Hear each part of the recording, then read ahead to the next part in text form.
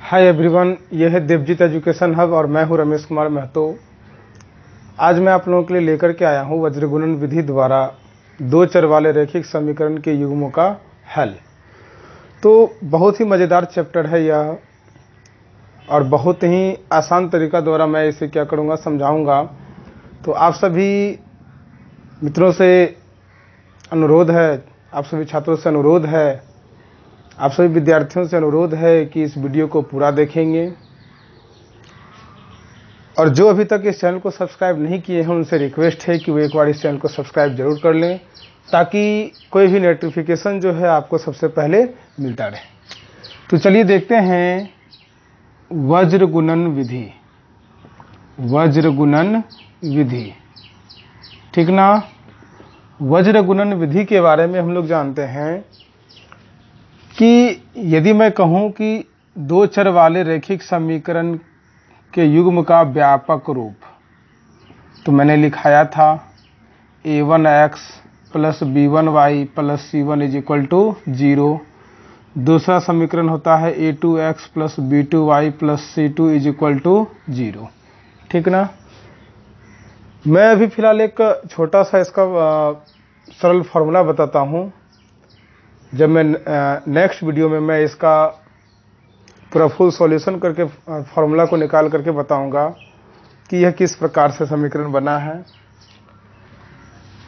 देखिए, दो स्थिति में बताऊंगा मैं कि जब अचर पद क्या हो, बराबर के इस साइड हो, तथा दूसरा समीकरण हम लोग ऐसे भी लिख सकते हैं कि जब अचर पद क्या हो, बराबर के उस साइड हो। इन दोनों ही स्थिति में वज्रगुणन विधि द्वारा समीकरण का हल किस प्रकार करेंगे, इसे ध्यानपूर्वक हमें क्या करना है, देखना है। तो देखिए, जब अचर पद इधर हो तो x लिखेंगे, y लिखेंगे और 1 लिखेंगे, ठीक ना। और जब अचर पद उधर हो तो x लिखेंगे, y लिखेंगे और -1 लिखेंगे, ठीक ना। इसके बाद क्या करना है कि हम लोग यदि अल्फ़ाबेटिकल में यदि A to Z तक चलते हैं तो शुरू A से करते हैं, लेकिन यहाँ देखिए कि A, B और C है, ठीक ना। तो यहाँ पे हमें क्या करना है, A को हटा के पहले B लेना है, फिर C, फिर A, उसके बाद क्या हो जाएगा B। B के नीचे B लिखिए, C के नीचे C, A के नीचे A और B के नीचे B, ठीक ना। अब आपको क्या करना है, ऊपर 1 नीचे 2, ऊपर 1 नीचे 2, ऊपर 1 नीचे 2, ऊपर 1 और नीचे 2 लगा देना है। सेम इधर भी करेंगे, B1, C1, A1 और B1।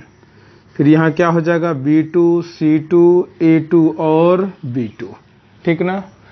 अब देखिए यहाँ पे करना क्या होता है, इसका फॉर्मूला निकालेंगे। तो B1 से क्या करेंगे, C2 को गुना करेंगे तो B1 C2 हो जाएगा। फिर क्या करना है, घटाना है, किसको गुना करके, तो B2 C1 को, ठीक ना। फिर y बटे C1 से क्या करेंगे, A2 को गुना करेंगे, फिर घटाएंगे, किसको गुना करेंगे, C2 को A1 से, ठीक है। और यहाँ पे 1, तो 1 बटे क्या हो जाएगा, A1 को किससे गुना करेंगे, B2 से, फिर घटाना है, ठीक ना।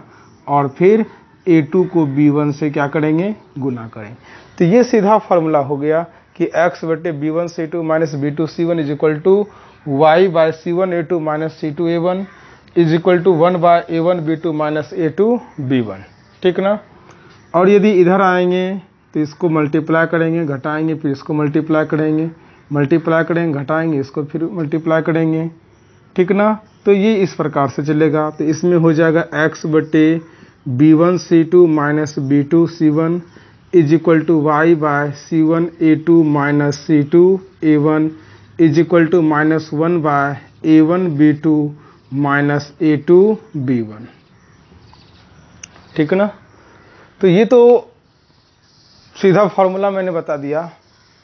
तो चलिए मैं इसी वीडियो में इस फार्मूला के व्युत्पन्न के बारे में बता देता हूँ कि ये उत्पन्न किस प्रकार से हुआ है, ठीक ना, इसकी उत्पत्ति किस प्रकार से हुई है। तो ध्यान से देखेंगे, इस वीडियो को गौर से देखेंगे, ठीक ना। मिटा देता हूँ मैं।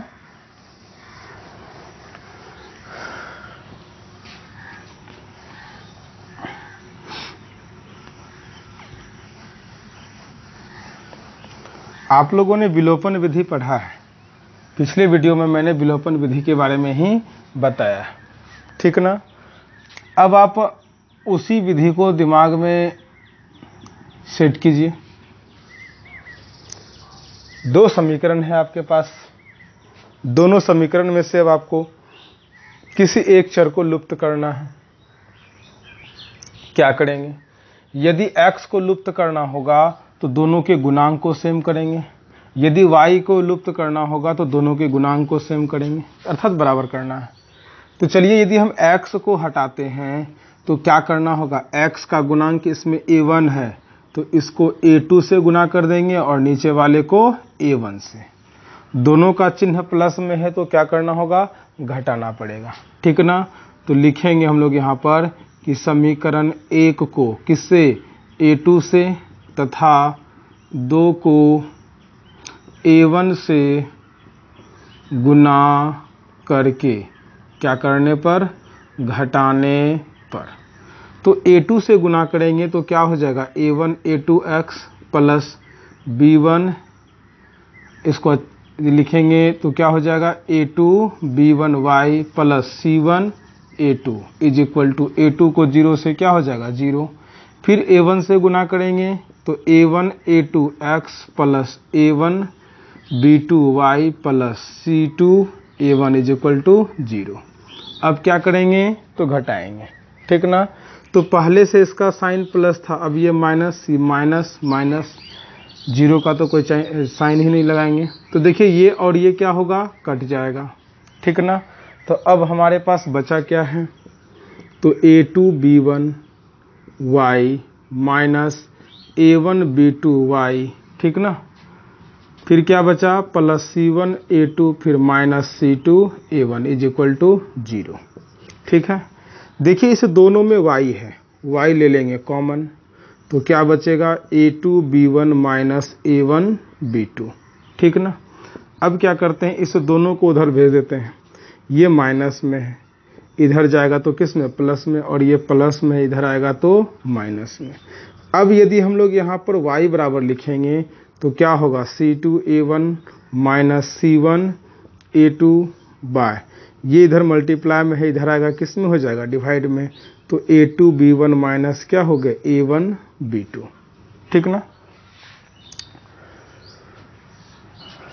यहाँ पे अब क्या करना है? तो ऊपर और नीचे ना माइनस कॉमन ले लीजिए ताकि फॉर्मूला सटीक हो जाए। माइनस कॉमन लेंगे तो क्या हो जाएगा? c1 a2 और ये हो जाएगा c2 a1 बटे, माइनस नीचे कॉमन लेंगे तो क्या हो जाएगा? a1 b2 minus a2 b1। अब माइनस माइनस कटा तो अब फाइनल हमारे पास, इसीलिए y बराबर क्या बचा है? y बराबर बचा है c1 a2 minus c2 a1 बटे a1 b2 minus a2 b1। ये बताइए कि y के नीचे कुछ नहीं तो क्या होगा? 1। यदि क्रॉस मल्टीप्लिकेशन करेंगे, कोना कोनी गुना करेंगे तो ये क्या होगा? 1 से गुना होकर यहाँ आ जाएगा, तो क्या लिखाएगा? y बटे c1 a2 minus c2 a1 बराबर, यहाँ जब ये इधर आ जाएगा तो यहाँ 1 हो जाएगा, तो क्या लिखेंगे? a1 b2 minus a2 b1, ठीक ना। यहाँ तक लिख सकते हैं, कोई दिक्कत नहीं होना चाहिए। तो ये y का आया, ठीक ना। इसे समीकरण 3 मान लेते हैं, ठीक है। अब क्या करते हैं कि y के मान को समीकरण 1 या 2 कहीं भी रखते हैं, तो y के कौन से मान को रखेंगे? या तो इस मान को रख सकते हैं या फिर इस मान को रख सकते हैं, ठीक ना। ध्यानपूर्वक इस दोनों में से कोई भी मान को क्या करेंगे? समीकरण 1 या 2 कहीं एक जगह रखेंगे, ठीक ना। मिटा देते हैं इसको। तो सपोज करते हैं कि इसी वैल्यू को रखते हैं, y के इसी मान को समीकरण 1 या 2 कहीं भी रखते हैं, तो देखिए क्या होगा कि x का मान उत्पन्न हो जाएगा फिर, ठीक ना। तो लिखते हैं कि समीकरण 1 में y का मान रखने पर, समीकरण 1 क्या है, a1x plus b1y plus c1 is equal to 0, ठीक ना।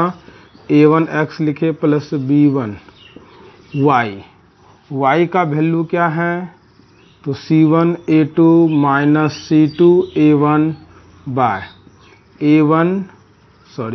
a1 b2 minus a2 b1 बराबर c1 प्लस में उधर जगह c1 माइनस में, ठीक ना।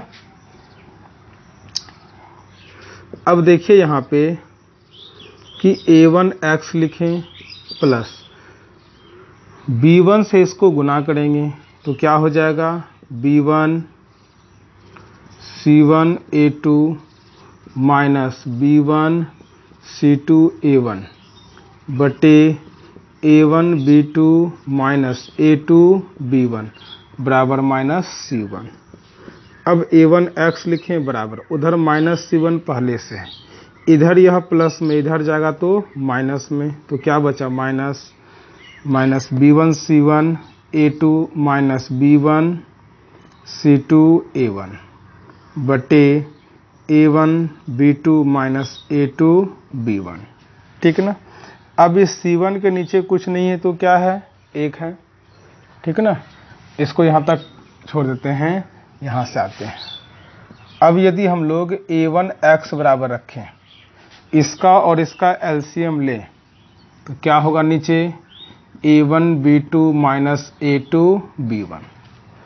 इससे यदि इसको डिवाइड करेंगे तो इतना ही बार में कटेगा, और इसको फिर c1 से गुना करेंगे तो माइनस c1 से करेंगे इसको गुना तो क्या हो जाएगा, minus c1 a1 b2, minus से माइनस को क्या हो जाएगा प्लस, फिर क्या होगा c1 a2 b1, ठीक ना। यहाँ देखिए कि माइनस है, ठीक है, माइनस से यह दोनों गुना होगा, दोनों का चिन्ह बदलेगा, ये प्लस से माइनस हो जाएगा और ये माइनस से प्लस हो जाएगा, तो माइनस लिखेंगे b1 c1 a2 फिर प्लस b1 c2 a1, ठीक है। अब देखिए कुछ न कुछ तो कटेगा, क्या कटेगा ध्यान से देखते हैं, b1 a2 c1, यहाँ देखिए ये और ये सेम है, कट गया, ठीक ना। अब फिर देखिए और भी कुछ कटने वाला है नहीं, और कुछ कटने वाला नहीं है, ठीक ना। लेकिन देखिए यहाँ कि इसमें भी a1 है और इसमें भी a1 है, a1 ले लिए कॉमन, a1 निकला तो क्या बचा माइनस c1, या इसको ऐसे लिखते हैं सजा करके माइनस b2 c1, ठीक ना। इसमें से a1 बाहर आ गया तो क्या बचा प्लस b1 c2 बटे नीचे आपका पहले से है a1 b2 minus a2 b1, ठीक ना। अब देखिए ये a1 कट गया तो क्या x बराबर हम लोग ऐसे दर्शा सकते हैं, इसको पहले लिखेंगे b1 c2 माइनस फिर b2 c1 बटे a1 b2 minus a2 b1, इसके नीचे भी कुछ नहीं तो 1 है, ये यहाँ आ जाएगा तो x बटे क्या होगा b1 c2 minus b2 c1 बराबर 1 बटे a1 b2 minus a2 b1, और इसको समीकरण क्या मान लिए 4, ठीक है।